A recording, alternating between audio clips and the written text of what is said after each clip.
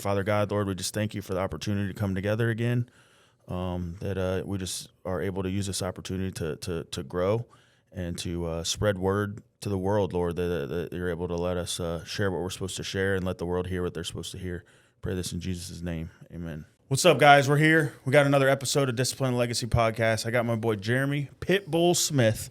Obviously didn't get that name from anything. Like, there's a reason he earned that name. So yeah, I was given that name. Hey, guys. BKFC extraordinaire. This guy's been fighting, sounds like, for a good portion of your life, right? And over fights. half my life, yeah. And he's an animal. Every time I've seen him in the ring, he's definitely, it's a whole nother battle whenever you're in there. So we've been talking. We've been following each other on social media. He's got an awesome story so far from what I've heard from him, and definitely wanted to link up with him, get him here on the podcast, and so that he could share that with you guys. And Jeremy, why don't you? Thanks for having me, guys. Appreciate it. Yeah. So thanks for having me over. 100%, man. I'm glad you can make it. This? No, of course.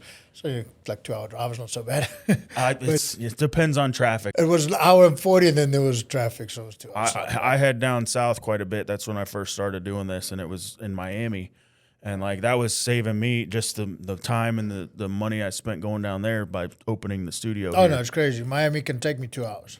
To go 6 miles. Yeah. 45 minutes to go 2 miles. So no one likes going to Miami. No. Unless you live there, you don't leave it. Everybody moved up here. Exactly. Yeah, you guys are getting busy up here now. Starting to. Yeah. Starting to, for sure.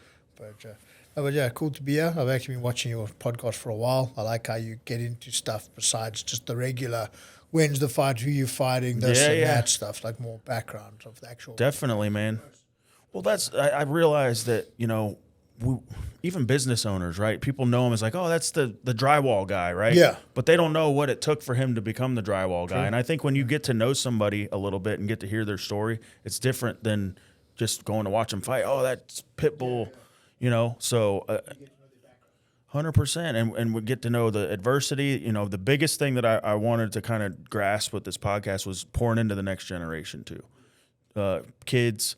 My son's 15. He watches this podcast. Like, what can he learn from the folks that are in here so that he doesn't have to go through certain things, or how he can kind of capitalize on, if he wanted to become a BKFC fighter, or if he wanted to start a supplement business, how he could go through that without having to go through as many road bumps. Yeah, like not to have to bump your head as many times. To learn from our mistakes, basically. Yeah, and that's, I think, if you're not pouring into the next generation, who is, right? Social media, the news, 100%. So that's why, I kind of wanted to change it up a little bit. Don't even know what to believe nowadays when you watch anything. I don't believe any of it. Yeah, I don't even watch it. I don't watch the news at all, but now it's like AI. You don't know if it's real, what's not real. The videos I see are like, I showed my wife one where it was like an alligator bit some dude. Yeah. And she's like, that's AI. I'm like, really? Like, and I believed it. It looked real to me, and then sure enough. That's what I want to know, is because we've only got access to AI now. Imagine how long the government had been using it, and they showed it in some of the political events where there was like, like parties where they were at doing their speeches or whatever, and they added faces into the seats to make it look like there was more people there. But like every third person was like the same face, and I was like, yeah. Well, now you got those crisis actors as well. Yep. Like, it's the same person in every crisis. Like, either they're just bad luck, or they're supposed to be there. They're paid. They're getting paid to be there. Yeah. But yeah, I don't believe anything I watch nowadays, especially with this whole AI thing. It's really not. But like even the Bible, it says you'll hear rumors of wars, not real wars. Okay. Yeah. So, that's true. You never know if these are the rumors that the Bible talks about. Yeah. That you'll hear. And then what is, different wars are, sometimes it's not even an actual battle with guns and ammo. It's a war, of the spirits. Yeah, that's majority of the biggest wars. Yeah. That's the biggest war. The guns and ammo is the small war. Yeah. That's the one that's up front. The ones behind the scenes is what we got to worry about. That's right. So yeah, let's jump into like a little bit of your past, your history, how you grew up, where you grew up, and kind of, take us to where you are today. Yeah. Grew up in Johannesburg, South Africa. I was born in Joburg, Jan, like the actual hospital back in 1984. I love the accent too, man. Thanks, It's like what's the movie with Leo DiCaprio with Blood Diamonds? Yeah, it was a Zimbabwean South accent. Africa. So it was very close. He got it very close to the real accent. He's Yeah. the closest actor who's ever got it on the point. He did, yeah, but he's one of the best actors. He's a really good actor. So, but yes, I was born in 1984. So yeah, the hospital I was born at, back then it was a really good hospital. Like nowadays, you got to bring your own bedding. So yeah, they'll fix you, but they're not going to treat you very well. Wow. So they were just like good for trauma and stuff. But obviously, that was a long time ago in that country. Now South Africa's kind of, some of it's deteriorated in certain ways. It's getting worse, not better. Yeah, corruption. It's just corruption, and it goes right up to the top. It's like everything. Everything's corruption there. Everywhere too. Everywhere in the world's corruption. It's just on a different level. Yeah. So, yeah. But yeah, South Africa, Johannesburg, is where I'm from. So I grew up there my whole life. I moved to America back in 1994. I stayed here for like about a year or so. Just like mom came for a bit of stuff. We came over here. Then I moved back home. And then I was there up until 5 years ago. And I moved over here, yeah. So, yeah, I started fighting over there when I was 18. So, Boxing. I did Thai boxing first. Started with the Muay Thai boxing. I was still training for a month, and I had my first amateur fight. Wow. I was still smoking like cigarettes. I was smoking like 10 minutes before I jumped in the ring. My lungs felt like they were going to collapse. But yeah, I stopped pretty much. There's a couple BKFC guys like that too. I've watched it. See them outside. Yeah, sometimes, but that's most of them smoking weed though. Yeah, that too. Yeah, that I don't do. I used to do that as well, but now I stopped all that stuff. So. Steve told me, I mentioned it to him. I'm like, man, I'd like to box one time. I mean, I've obviously been in street fights and fought in high school and school as a kid, and it's like, man, I just want to box one time just to say I did it. And he's keeps telling me, he's like, let's go, come on. So in South Africa, we have a thing called white collar boxing.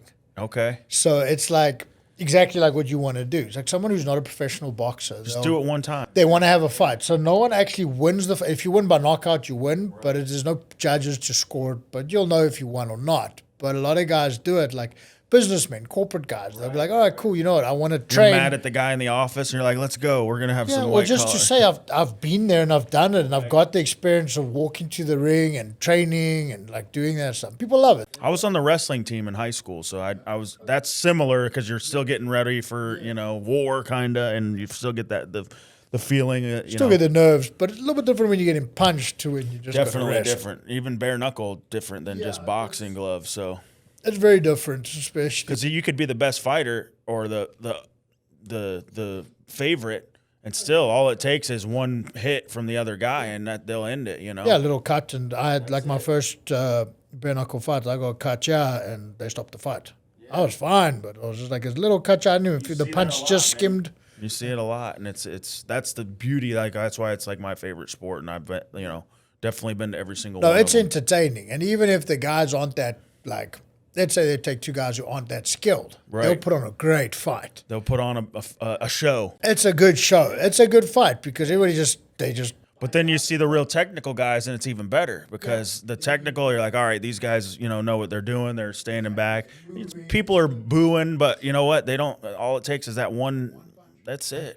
And also the fact that you start 3 feet from each other. And also you can't run around. You can't move. Some people can actually just hit you from the go. Yeah. So you got to maneuver. Like you got to be prepared to fight straight away. That's why you can get away with a 2-minute round. Because if you started in your corners, guys will just run around, run in circles. Yeah, look at boxing nowadays. Jake Paul. Yeah, look at boxing nowadays. It's become a track star. And they're making it more like a show again, which give them that it's they're bringing people to the fight that have never ever wanted to go to the fights before. So. And I mean, it's happening with BKFC too. I think it's the next. Oh, no, definitely. It's like, so when MMA first started out with the UFC. It was frowned upon. It was illegal in most states. They had, I think it was Colorado was the only place. So, yeah. And then it was like you couldn't have it anywhere. You couldn't have it in casinos. They got shut down a few times. And then they would record it. I remember going to the rental store to get the. I still had it on a cassette. Yeah, the VHS tapes. We used to go to the video rental store and get like the original like UFC 1 and 2, like Ken Shamrock. And they didn't have weight classes. You had Ken Shamrock fighting like a 6 foot tall dude that was way bigger than him. And, Guys were pulling on each other's hair. Groin shots were allowed. I truly believe, like in a past life, that I was a warrior, or like it's ingrained in me somehow. So you must do a amateur fight or like a white collar. I'm definitely gonna do it. So the guy that I train with, Tyler, has a boxing gym as well, and he had mentioned, he's like, oh, and it's time. Like I used to do boxing in the evenings, and then my training in the mornings for was HIIT training or weight training, but it got to be too much with my schedule. It's a commitment. It's even if it's a 2-3 month camp, that 2-3 months you got to be in there at least 5 days a week. No, you got to be in the gym, but also you don't want to overtrain. Remember, overtraining is worse than undertraining. So sometimes it's better to back off a bit from the training and like recover. That's always been my thing. I do Saturday and Sunday. Yeah, I just take Sundays off. I go to church. Sure, that's my. So how did you get the name Pitbull? Where did that come from? So it was my first professional Thai boxing fight. So I turned pro. I got the fight I think it was like 3 weeks notice. Mm-hmm. I'd done amateurs. I'd won the South African championships for amateurs. So they gave me a call. They're like, hey, you want to fight pro in 2 weeks' time? You're fighting a guy by the name of Jonnie Stain. He was like the guy at the time. Really? He was the main dude. I think he had about, I can't remember how many fights, but he was like basically an SA champion, a South African champion. Yeah. So I was like, yeah, okay, I'll fight. And then I just took the fight. So I don't even remember what the nickname I had originally. I can't remember if I even chose one. But I was busy fighting, and the commentators were like, this guy fights like a pit bull. So he just comes forward, and he just puts pressure. He just keeps going and going and going. So like, nah, you just call him Pitbull from now on. So and then it just stuck. And then, so I lost that fight on points, but everyone thought I was going to get smacked. I went the distance and he was like the best of the best. It was my first pro fight. First pro fight. I had about 20 amateurs, give or take, maybe 18 or 20 odd, give or take. I represented South Africa in the world champs in Serbia. I fought against the Canadian team when they came over. So I had quite a good amateur record. Wasn't a lot of experience. I had a lot of experience. Yeah. I got good fights in. Yeah, you learn a lot with 20 fights, that's for sure. Yeah, give or take 20, maybe it was 18, maybe it was 22. I can't remember exactly what the amateur records. South Africa's quite bad at keeping track of records, especially amateurs. So no one cares. Especially when it's like not boxing. Boxing's always, there's a proper... So Thai boxing is like kicking and... Yeah, Thai boxing, like Muay Thai boxing. So it's elbows, knees, kicks, punches. Okay. So nice. It works. Like... Yeah, elbows and knees, those things are like this scar over here, that's from a knee. Oh, yeah? Yeah. That I've had since I was 23. This one came from the county jail. This one was about coffee. I put my tooth through my lips a few times. Yeah, I got my teeth through my lip into a pavement, into the curb. Yeah. So that's street fighting too, right? Yeah. We grew up in South Africa. Yeah. That's a normal night out. Yes, sir. Normal night out is getting into a fight. Like that's what we like going out to do it, or it just ends up that way? We would always get into fights. So South Africa, I didn't realize what a violent nation we were growing up. Like it was normal. Like you would go out and you would get drunk and you'd get into fights. So it was like that's almost like Irish. They talk about the Irish are the same way, and it's the alcohol. It's got to be the alcohol. We just do it. It's fun. It's like whatever. Let's go get into a punch up. That's whatever. What I told my buddy the other day. That we heard like, oh, did you hear so and so punch this kid in the face, and they were friends. I'm like. When I was a kid, me and my buddy John Torres used to fist fight every day, and then we'd be hanging out again like 2 hours later, and that's just what you have a problem with somebody, you fight them. On a job site, you go fight in the woods, and after that, it's squash. Whatever beef you had was done, But yeah, so got the name Pitbull. Got the name Pitbull. So I went. I had 12 professional Thai boxing K1 fights, so it was 10 wins, 9 knockouts, 2 losses. So I had like a 90% knockout ratio. Wow. Then Thai boxing kind of died out, K1 sort of died out back home, so MMA started appearing. So I went over, I transitioned into that. Yeah. I did the MMA, obviously in the beginning I didn't have much wrestling skills or grappling. I had a bit, like I was good at standing up and I was strong and I could knock people out. So fought in that, had 11 wins, 9 finishes, and then I had 7 losses. As well in the MMA. So a lot of those losses were split decision points or whatever. Still going to the distance. So. Yeah, a lot of them were going the distance, or like, so it'd be fight of the night. So I got a lot of fight of the night performances. So, and then back in 2010, I came over here to America to have my first fight on American soil. I won that one by, I think it was second round or third round KO. Knocked the guy out. So basically, I think I was the first South African to ever be based in South Africa to come over and win a professional MMA fight back then. Wow. I think, yeah, there had been South Africans, but they had been based here and lived here and stuff. So I was the first, like, sort of foreigner. That came over from there and wasn't from there and lived here first. Yeah. I just came for the fight. Yeah. So then I fought again. Obviously, I became, so I fought that a few times over here. Then I got an opportunity to fight back home for the Africa title. It was for EFC Africa. Okay. So I fought for them. I won that. And that's MMA still? MMA still in the MMA stuff. So that was the MMA stuff. Then, awesome. Did that, and then I fought for Brave Combat Federation, which was owned by the Prince of Bahrain. So I fought for them for I think 3 years or whatever. So you're just doing a straight fighter. That's all you've ever done? Yeah, in business as well. I've always been in What kind of business have you been in? I've always been like a bit of this and a bit of that tough stuff. Okay. Whatever. Bit of this, bit of that. Back but home, it's different. An entrepreneur. Entrepreneur. So back home, it's different. You're not exactly going to get a job. You can get a job doing a normal business, like doing normal work, but you're not exactly going to make good money. You got to think outside the box. So you do stuff. So like. Yeah. No, trust me, man. I grew up here and not that they're, you're poor or whatever, but there's, if I wanted something, I had to go get it myself. My family didn't have money to buy me a car or, like bicycle. We were lucky to have bicycles. I always rode my friends. They had all the nice stuff. I'd use their stuff. Yeah, that's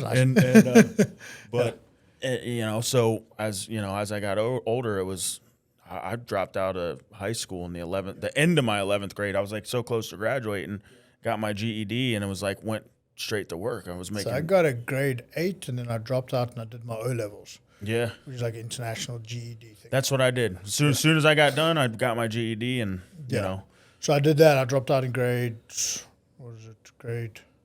got a grade 8. No? 10 and 6, grade 8.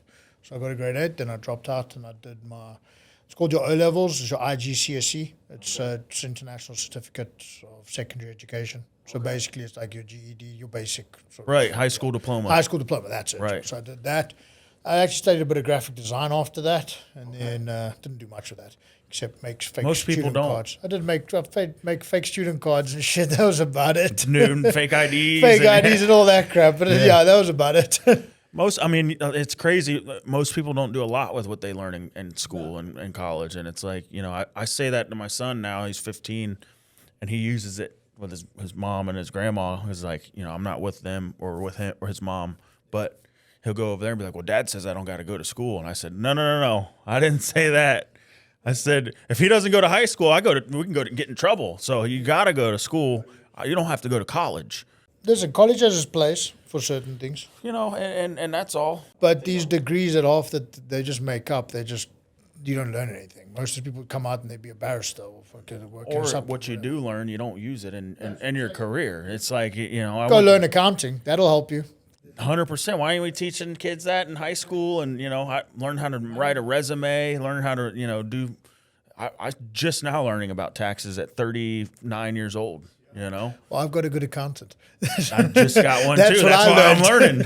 No, that's what I learned. You get a good accountant. You get a good accountant. Yeah, somebody who can count money. Yeah. Those are the most important things. You get a nice, good accountant, then you're happy. And of course, you got to have that here in America because of So back home, we have the SARS, with South African Revenue Service. Okay. So it's like our version of the IRS. Gotcha. But yeah, that's the only people that you're really scared of, because they don't ask you for your money. They just block your bank account and take it out. Yeah. Then you explain to them why you got to get some of it back. Yeah. So we also have a thing like, so sometimes you'll get a tax rebate. Like they'll say, all right, cool, we owe you whatever, let's say $100,000. Yeah. If you take that money, all of a sudden they'll say you owe us 200. If you just leave it with them and let them keep it and then just take it off the next year's tax bill, they won't bother you. They'll get their money out of you somewhere or another. Wow. So, and they just make up, you got to go prove to them why they're wrong. They're right. You've just got to prove it. And you got to have a good accountant for that. You have a very good accountant for that stuff. But the taxes are pretty much the same around the world. Like you Not Dubai. Dubai, there's no tax. Dubai doesn't have taxes. Yeah, they don't need tax. They got fuel. They got oil. the best. They got oil. Yeah, that's it. Yeah, they don't need anything. They got oil. A lot of it. And even like I was looking at going over there for like a vacation. It's like pretty expensive comparatively to here. So. Oh no, it's very expensive. Yeah, it's like it's. Yeah, so they don't have to tax when they charge twice as much. No, like hotels, like accommodation. Accommodation is not that bad, like terrible, like hotels and stuff, but it's your after stuff. And getting over there, obviously, from here, but that's anywhere if you fly that far. Remember, you're gonna pay. I lived in South Africa, so everywhere we fly is far. Yeah. So to fly to America is 16 hours. And then if you want to fly to Dubai, it's 9 hours. So a lot of the time we'll fly to Dubai and then connect to America, which is 9 and then another 12. So you would go that way instead of coming back? Well, it's just straight up. Towards Dubai is kind of straight up and then across. Yeah, so you just go up and then across. Or if you fly straight, because only two airports you can land in here if you fly straight. And that's Atlanta or New York, New Jersey. Where the immigration is or whatever. Well, there's immigration in all the airports, international. Yeah, but there's only 2 airlines that fly direct. United and they go to New York and Atlanta on the East Coast. Yeah. United and Delta, the only 2 that fly direct. I think Miami catches all the people from South America. Yeah. That's where Miami and Lauderdale and... Yeah. For Lauderdale, you can fly directly to Dubai. Okay. Yeah, I've flown that one before. That's actually how I flew during COVID, because Dubai was like one of the very few airports that actually had planes leaving. So when I came here in 2021, I flew from South Africa to Dubai. I think it was Dubai. And then Dubai over to here. I was like, there was like 5 people on the whole plane. All wearing masks or no? Yeah, we had to wear masks. Yeah, I remember I flew during COVID and it was the worst thing ever because I hated the mask. I'm from Florida. Like, we never did anything here. Yeah. South Africa, we did, but no, it's the rules are different. We get away with a lot of stuff there. A lot. But there were some obviously places where you had to wear it, you were strict and stuff like that. Yeah. Here it was California. But yeah. I think California is strict with everything. Everybody moved out of there. Yeah, they all ran away to Texas and New York all ran away down here. Yep. Yeah. It's like the only time I ever got asked for a vaccination card was going to a church in New York.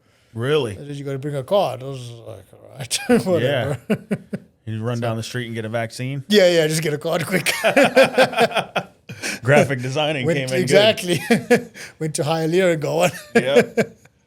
Yeah. That's my wife and I, we were going to Brazil during that time, and it was kind of a little bit after where they were kind of, you didn't think you had to have a vaccine still, but Brazil, like, we're getting ready to board the plane. I got there like 2-3 hours early because it's an international flight, and they were like, yeah, we can't let you get on the plane unless you have either a vaccine or a. I'm like, I went to go get it just so I could go to the. But the test, it was like a 2-day test, so you couldn't do it then because they had to wait for results the next day.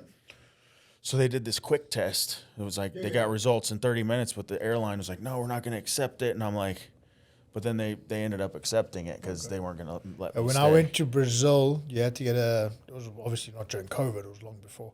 I went for my friend's fight, and if you go for longer than, I think it's 6 days, you have to get a yellow fever vaccination.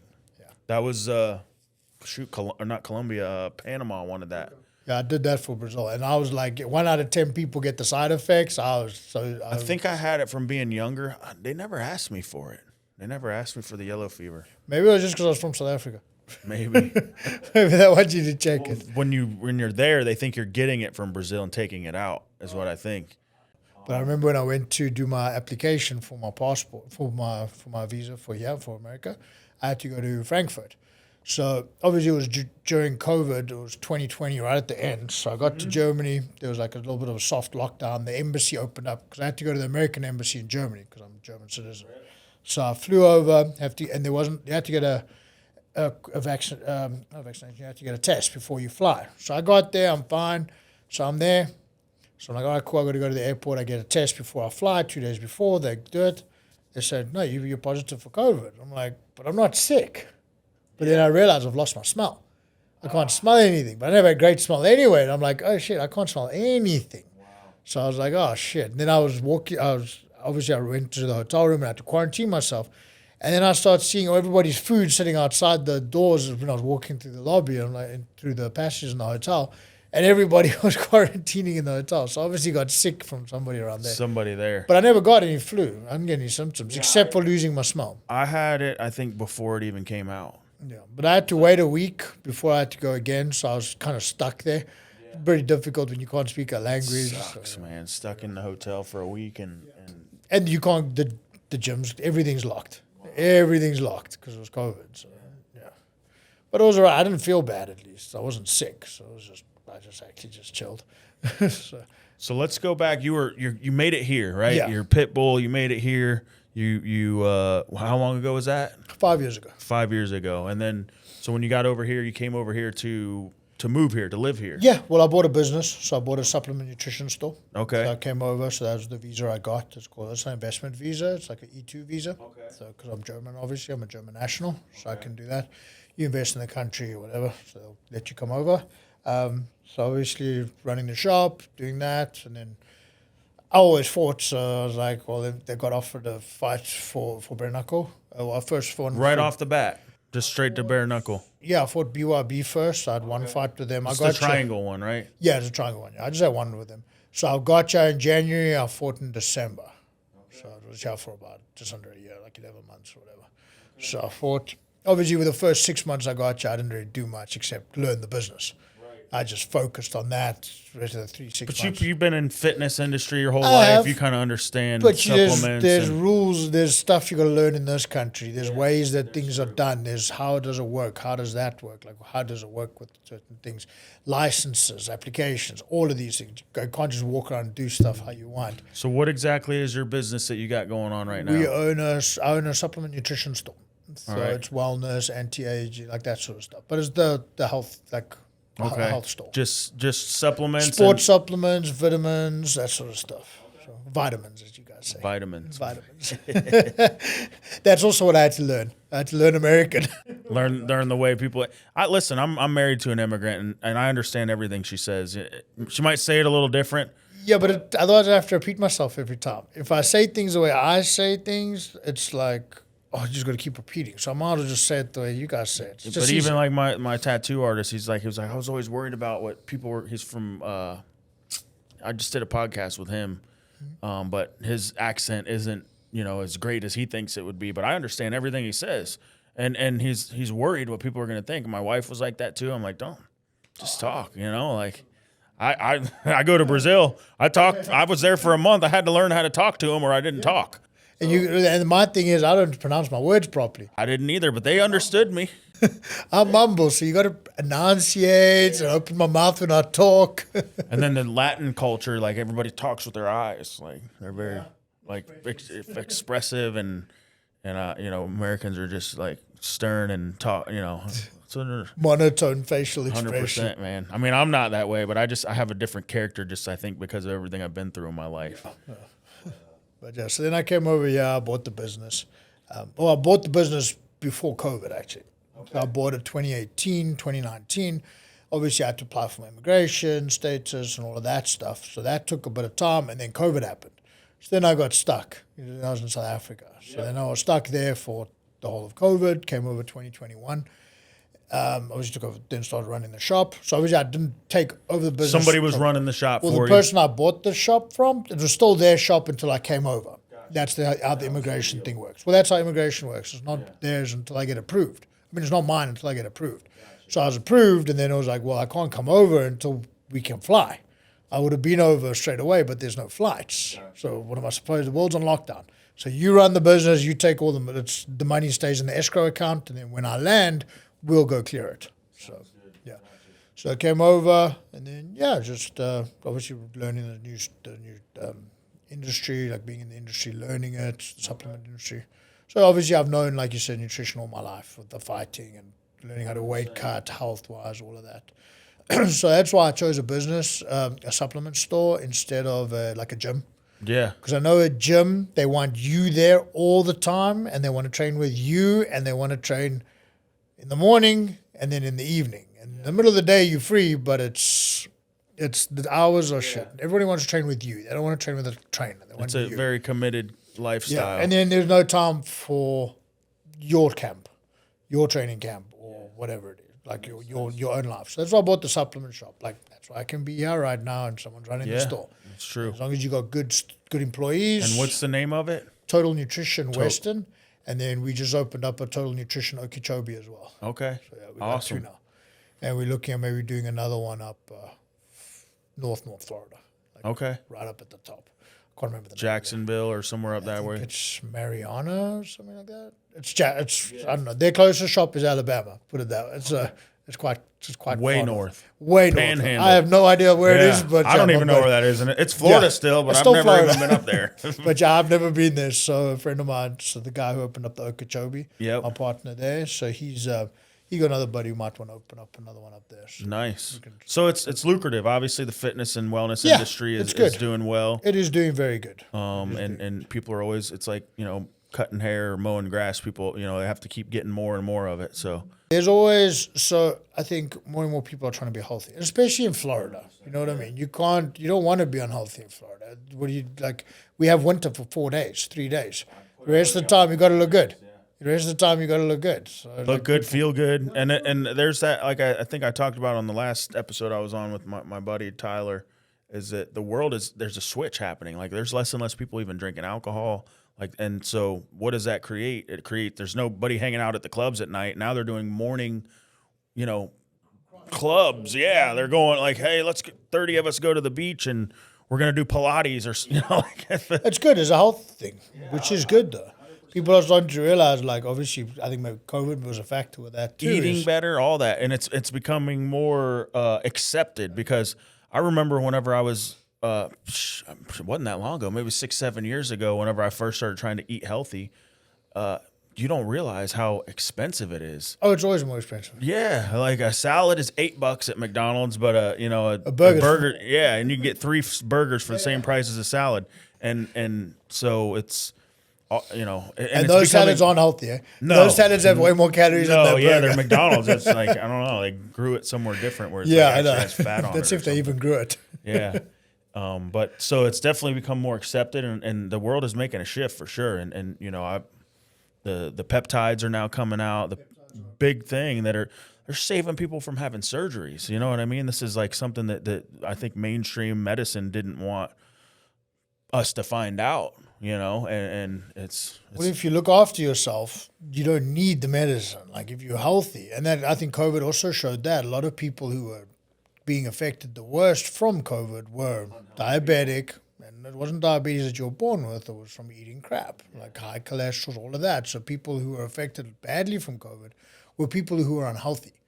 So they're like, all right, well, let's start looking after ourselves. The people who were dying were unhealthy. Yeah, they weren't exactly like, or people at the end of their rope anyway. So, but yeah, no, that's awesome that you jumped into that, and so you're helping the community, you're helping people through that, and then so the nice thing is my shop's been there. The one I bought, it's been there. It's been like a standard in the community. It'd been there since I think 2004.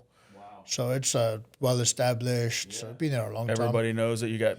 Everybody always knows that the guy I bought it from, the family I bought from, him and his wife. They ran it forever. He was a firefighter. So he's from Western to Florida, and then he moved up to, I think, North Carolina. The guy I started doing land development with was, before I started working with Alliance, it was another company called Smith & Company, and he built Weston. Built the Panther Arena, built everything out west out there. He probably knows my buddy Jay Tate then. He's he's an older fella now. He probably does. That I think they could have probably made like a show like Gold Rush over what happened back in the day, because he told me some of the stories. They did the dirt with Bergeron and stuff. So they built the 595 base. So their dads did it. So. But I mean, that's a whole different. They're cowboys down there. Like He was telling me the stories of how it used to be. All that. But he was telling me how they were cowboys down real there. Cowboys, man. I think he told me some of the stories, because it's all hard rock underneath the dirt. There's only a couple loads of a couple feet of dirt, and then it's rock underneath. So to be able to harvest that, they have to blast it. So they use dynamite. They blow it up, and then they crush it to make smaller pieces to make use it for fill. Well, he said that they had like a cow pasture out there, and one of the farmers is like, "Hey, we're getting ready to start clearing this land over here. You better get your cows out of there. We're gonna make hamburger meat."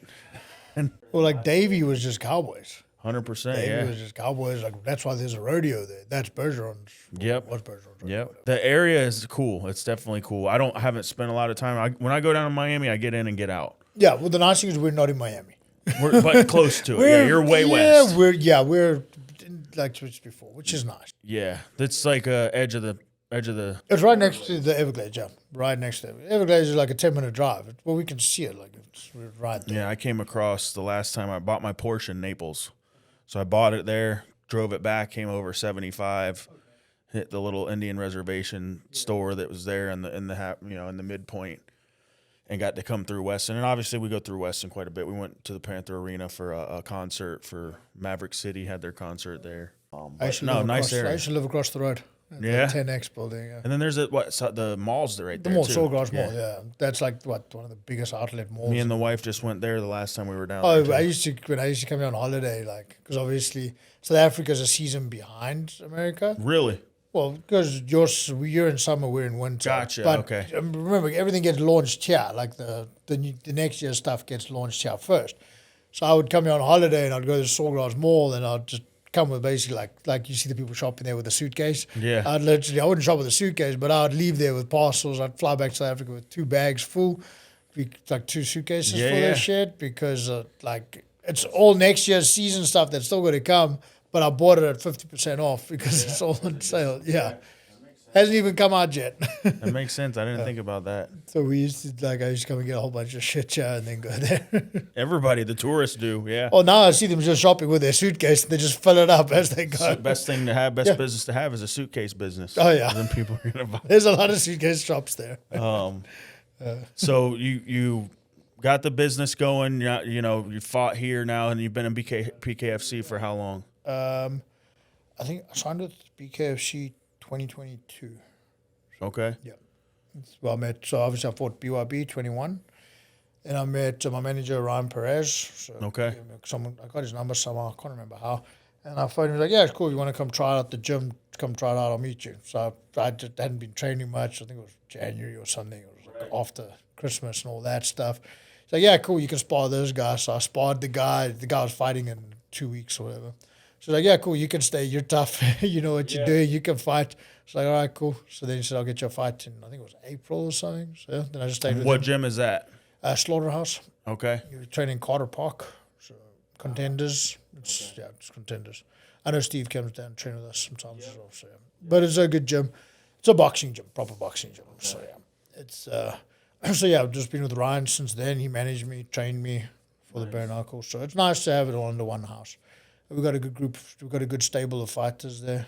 So we've got the Henry brothers, Bobby and Bryce, really good kids, really skilled. Yeah. Really, really good.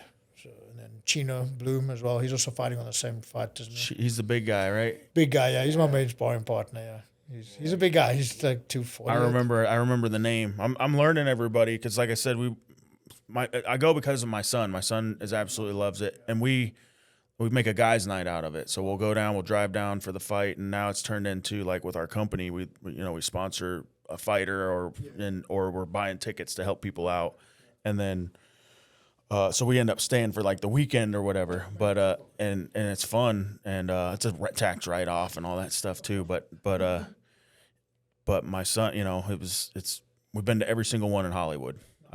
I won't be able to make the March 20th one, but you are fighting in March 20th. Yeah, I'm fighting March 20th, yeah. So is Chino as well. Chino's fighting. It's usually anybody that's from this area is who they try to keep. Obviously, we sell tickets. Like we put bums in chairs. And that place is sold out like every time. Every time.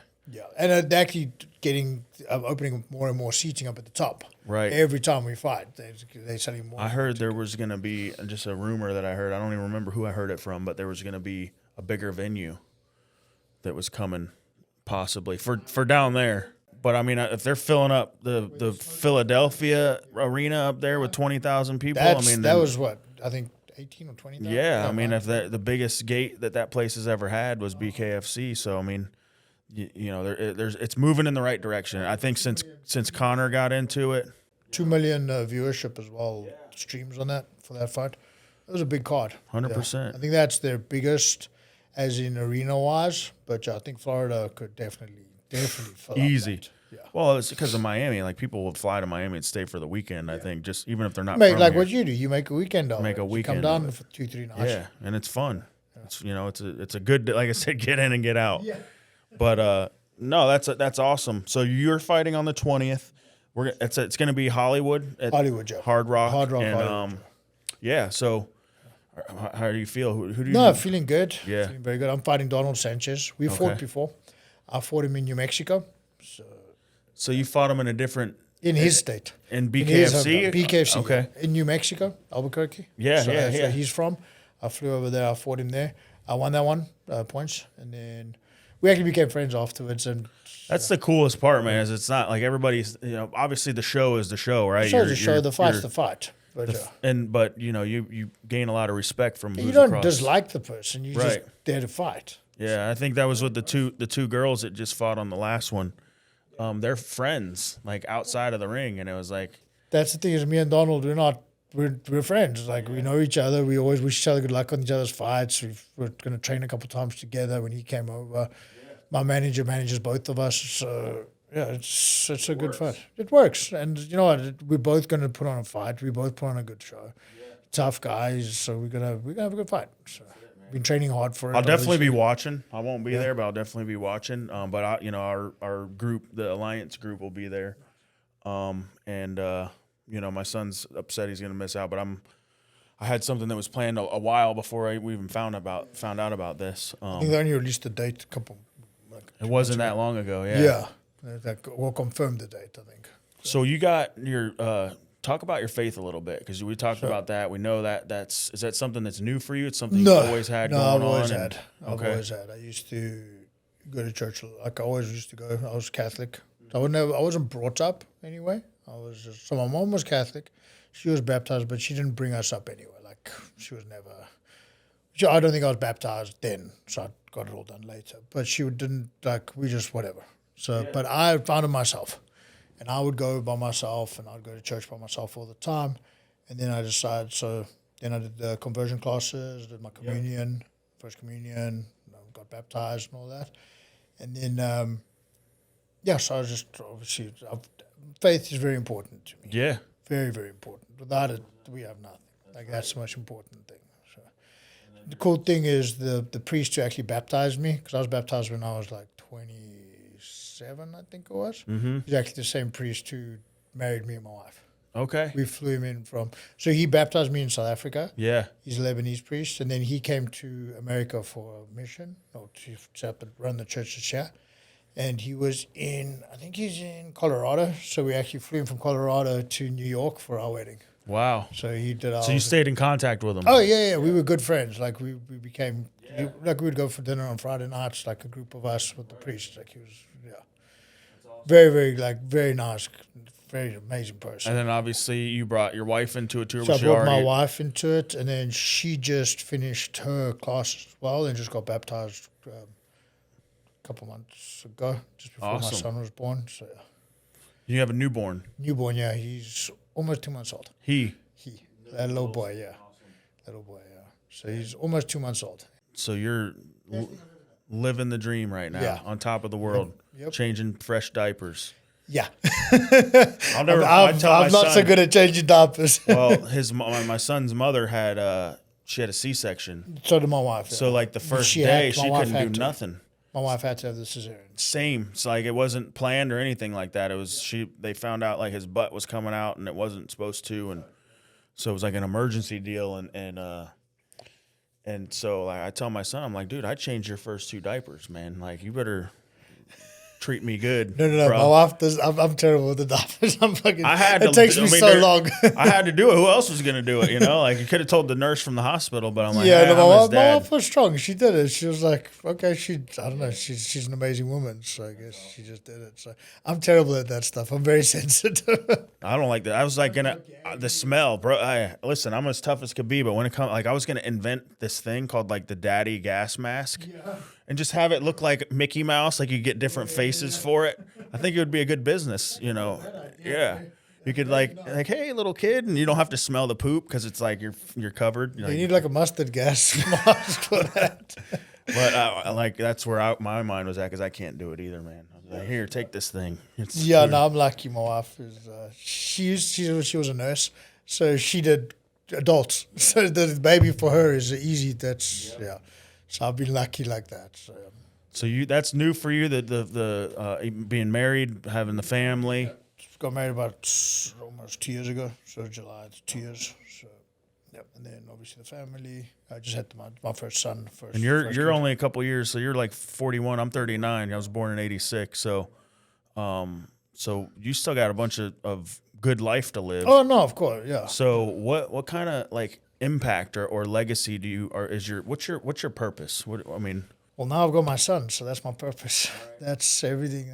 To me, that's everything right now. So obviously for my wife and my son, supporting them, to provide for them, support them, teach them the right way to go in life. Okay. Teach them to not make the same mistakes I did. Yeah. We did a lot of those, a lot of learning curves. If you were anything like me, then obviously going out and having fights and stuff. That was normal. It was just a normal Friday night for us. Yeah. In South Africa, we get away with a lot compared to here. Yeah, they'd break them up and take you to jail and everything else here. No, they don't do that shit there. Yeah. They just, whatever, go fight. Whatever. Yeah. And the cops. It's different. Yeah. It's whatever. It's like, you can get away. You get away with a lot. You can get away with a lot. So, but so obviously I'd like not to repeat the same mistakes. Okay, with that being said, if you could go back and, what would Jeremy 10 years ago, what would you say to Jeremy 10 years ago if you could tell him anything? It'd be a long lesson. It'd be a long. You know what? It's hard. Just like, if anything was changed, I wouldn't be where I am today. Right. So if I was to, okay, cool, don't do this, don't do that, would I still be in this point right now? Would I have met my wife? Would I have met my? I don't think so. No, we wouldn't. Would I be here right now in America? Who knows? Yeah. So if I change something, it's like, what's that movie, Butterfly Effect? He ends up changing a million things. He ends up with no legs and no arms. Yeah. At the end of the movie. Like, I think it's that one, if I'm not mistaken. But yeah, everything that happened for that purpose at that time to get me to where I am now. If you change one little thing, you don't know what it is, it might affect something completely different. Okay. So, yeah. What you're saying is that, to have some sort of a harder time is beneficial and growth and if you see it that way, right? Some folks just see the hard times and just dwell on it and how would you know what a good time is if you don't know what a hard time is? That's a fact. Yeah. If you've never been through a hard thing, how do you know what's good? How can you appreciate the good? There you go. So okay, cool, it's cool. Like a perfect example, somebody's born with a gold spoon in their mouth, silver spoon in their mouth or whatever. They don't appreciate shit. No. Oh, they had a Lambo when they were 18. Doesn't make a difference. Whatever. Oh, I got another one. Oh, I want this or whatever. They get it all. And they don't appreciate it. You get somebody who worked their asses off and they get something like that. It's like, whoa, okay, cool.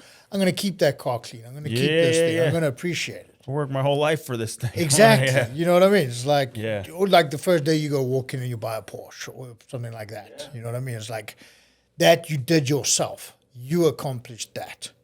I'm not saying you can't teach somebody who has everything to appreciate stuff. They can. Of course they can. I know a lot of people who do. But it's like I said, if you don't have a bad time, you can't appreciate the good times. Yeah, and I think too, like you said, you appreciate it more, but at the same time, like there's a season for everything. So like myself, that like there's the good times end just like the bad times do. Like everything. Because you keep going. If you just sit in the corner and sulk, it's not going to go away. That's it. You just, all right, cool, we're going through a bad season, so just keep fucking pushing. That's it. What's going to, like a shark, if it stops moving, it dies. That's it. Same as a person. If you stop moving, you just sit and wallow in yourself, wallow in your self-pity, you're just going to be stuck. And then nothing's going to change. So what does Einstein say? The definition of insanity, doing the same thing every day and expecting a different result. So just don't do the same shit. Keep going, keep pushing, and you'll get through it. Worst part of that definition too is that I can identify with is doing the same thing over, knowing what the result's going to be, and still. Oh yeah. That's called bumping our head numerous times. Being a slow learner. I already know. It's just a matter of time. Like I'm gonna get caught. I just might as well just Yeah, no, that's just being a slow learner. That's got nothing to do with slow learner, hard-headed, rebellious, and some of us have to bump our heads more than once. Speaking from experience, That's the biggest part, I think, for obviously pouring into our kids, telling our kids, like, that's the biggest thing I think we want is to, kind of limit that adversity or limit them bumping their heads. But, one thing I learned recently, and it was something that I read, is like, we want to shelter our kids, right? We want to hold them back from everything that we went through. But at the same time, like, I want to let my son go through stuff. I want to let him, like, if he's like, I got it, I'm like, all right, go get it. And then when something happens, I'm here for you. But see, I never had anybody here for me. That was the thing. So I want to be there for my son. Like, I don't have parents really. So yeah. So it was kind of like, I didn't have a dad growing up. Lost my son, I think I was like 11. My mother wasn't a good relationship. So yeah. So I had my sister. She was always with me. She was like my mother figure. So she kind of brought me up. Without her, I don't know where I would have been. She's still around? Yeah. She lives in Germany. Yeah. She's like 5 years older than me.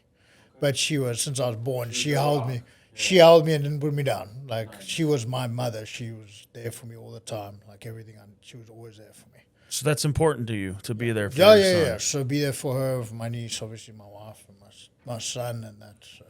Yeah. But like, I didn't have somebody, like you were saying, to be there for me. So I want to be there for my. Well, some people, we do have somebody there, but they were not there like we want them to be, or they should have been, right? Because there is no book to learn how to be a parent. There's no. No, but the thing is to be there. That's more important than. If anything happened with my pops, even though he wasn't like 100% present mentally or emotionally, he was always there physically. Oh, no, my dad was never there. Like I said, the last time I saw him, I was 11 years old. Yeah. So, and before that, it wasn't like I would saw him regularly. So. Right. So it was like gone after that. Yeah, my parents were divorced. You know where he is now, or you never somewhere tried? in South Africa, but I'm not even bothered. Don't even care. There's no point. What is it? What's the point of even bothering? It's like he's never been there for me. Like, it doesn't make a difference in my life. Right. He's not there for me. Like my grandfather. Hasn't been there. He's never been there. Yeah. So I remember going there because my parents were divorced when I was 6 months old. So I remember going there, or 9 months, whatever, I was still a baby. I wasn't even a year old when they were divorced. But I remember going there on the weekends and him just not being at the house and my gran coming to drop me off and then he's not there. So now we got to drive all the way back. And I was like, oh, well, where was he? Well, I don't know. Yeah. Probably drunk You don't somewhere. know that when you're a kid. You don't understand. But you don't know. He's He's probably just drunk somewhere or fucking some shit like that. Who knows? So, or whatever. Or waiting by the phone for him to call, and the phone rings and runs, and it's not, and he didn't call. That was like on the birthday. You were looking forward to it, and it never happened. Well, he would wait for him to call on the birthday, and he would never call. So that's whatever. But you learn to live with it. It's like whatever. That's it. It is what it is. If again you come back to that thing of if I wallow on myself with it, and I just sit there in the corner. Oh no, I had a bad childhood. No, you still had to go through with your life. You had to do what you had to do. It doesn't make a difference. I'm still going to get going because no one's going to pick me up except for me. So do you think that was a big part of like why you had the strong character? Well, I had to have a strong character. Exactly. Yeah. I had to. There's no choice. Well, there was an option. I do nothing, and I sit in the corner and I cry or whatever the fuck it is, or I get up and I fucking do something about it. Amen. So I did something about it. Yeah. And now I'm here, and that's why. So like I always say to people, it's like, oh, you're going to be such a good dad because you know what not to do. That's it. I know what not to do. I don't know what to do because I don't have a father to teach me what to do, but I know what not to do. You have the father. I have, exactly. That's better than any other father.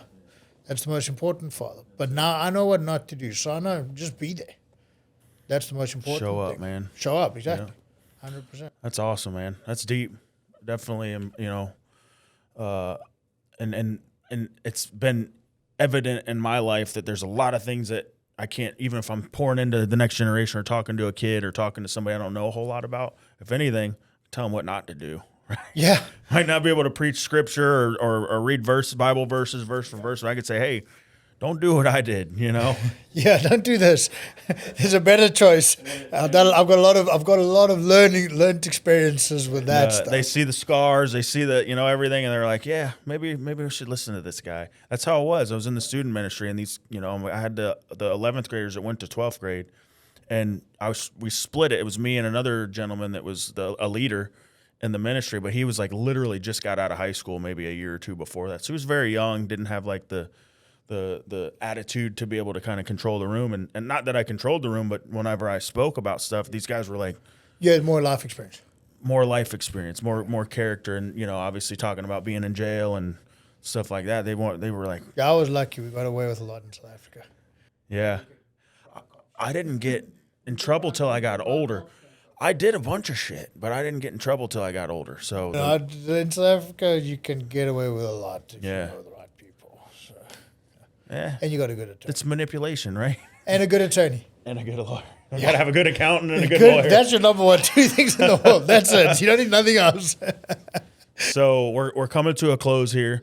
I wanted to kind of take this opportunity to, like we're talking about pouring into our kids, we're talking about pouring into the next generation. What kind of advice would you have for someone that's coming up in the world, a younger generation child that maybe wanted to get into, your line of work? Let's say they want to be a boxer or a fighter. What would you say? Find yourself a good gym and focus. Listen to your coaches. Just stay focused. Don't let these little things distract you. Like getting into street fights or tussles like that. It's really not worth it. So there's nothing there that's so cool I can beat somebody up in the street. It's not worth it. Like just focus. You can make a lot of money doing this stuff right now. So focus on it. Stay disciplined and dedicated. Because even if it doesn't work out and you don't become a world champion, you've learned discipline, focus, and how to commit to something. Yeah. Now that can relate to anything in your life. Like, for example, wrestlers. They might be good at wrestling, they might be great at wrestling, but they're good at every other aspect of their life because they know not to give up, to keep pushing. When you don't get on your back, keep pushing, keep driving, keep turning towards the fight, keep pushing towards it. So like I said, even if, because so many people want to become the world champion. A lot of people don't. Millions of people don't. Millions of people want to, a couple do. But just keep doing it. Like, you know what I mean? Just keep discipline. Keep the focus going. Discipline is very important. Without it, like, what does Mike Tyson say? Motivation, discipline trumps motivation. Because motivation is like when you want to do something. Discipline is when you do something like that you don't want to do, but you do it like you like it. Amen. Yeah, that's what I think it was Mike Tyson who said that one. Yeah, sure. Yeah. It's true. I think discipline, a lot of people, they talk about motivation or being motivated. Motivated is great until you're not. Like you go to this, speech, you hear these people talking like, yeah, I'm gung ho, and then the next day you wake up and you don't do nothing. Yeah. Well, you feel good for a week.